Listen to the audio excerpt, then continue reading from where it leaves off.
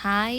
பாட்டி எப்ப வீட்டுக்கு வந்தாலும், நம்ம வீட்டு பக்கத்தில இருக்க ராஜீவ்காந்தி நினைவுக்கு கூட்டிட்டு போ அப்படின்னு சொல்லியிருந்தாங்க. லாஸ்ட் டைம் வந்தப்போ கூட சொல்லியிருந்தாங்க. ஆனா, அப்ப நம்மளால கூட்டிட்டு போ முடில. சரி இந்த டைம் வந்து 2, 3 டைம் கேட்டுட்டாங்க. கூட்டிட்டு போறேன்னு சொல்லி, கிளாஸ் முடிஞ்சு வீட்டுக்கு வந்தோனே, நானும் பாட்டியும் சாப்பிட்டுட்டு ஸ்ட்ரைட்டா ராஜீவ்காந்தி நினைவுக்கு வந்துட்டோம். வந்தோனே பாட்டிய ஒரு ஹாய் சொல்ல சொன்னேன். அவங்க சொல்லியிருந்தாங்க. அங்க உள்ள என்ட்ரன்ஸ் ஆகும்போதே ரொம்ப பீஸா, கிளீன் அண்ட் நீட்டா இருக்கும். ஆனா, உள்ள வந்து எந்த பொருளுமே அலோட் கிடையாது. நாங்க வந்து ஒரு 10 மணி போல போயிருந்தோம். அதனால பெருசா கிரவுடும் கிடையாது. உள்ள என்ட்ரன்ஸ் ஆகும்போதே செக் பண்ணி தான் அனுப்புவாங்க. எங்க பாட்டிகிட்ட கேட்டேன், "ஏம்மா இங்க கூட்டிட்டு போக சொல்ற?" அப்படின்னு. அதுக்கு எங்க பாட்டி சொல்றத கேளுங்க. "இடையும் இங்க வரணும்னு ஏன் சொல்ற?" பார்க்கறதுக்கு தான். பார்க்கறதுக்கு தானா? அதான் உனக்கு அவ்வளோ கால் வலிக்குது. அப்புறம் ஏன் வரேங்கிற? பார்த்துட்டு போகலான்ட்டு.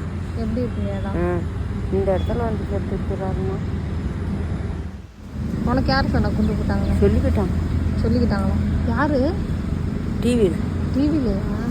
அப்போல்லாம் டிவிலாம் பார்த்தியா?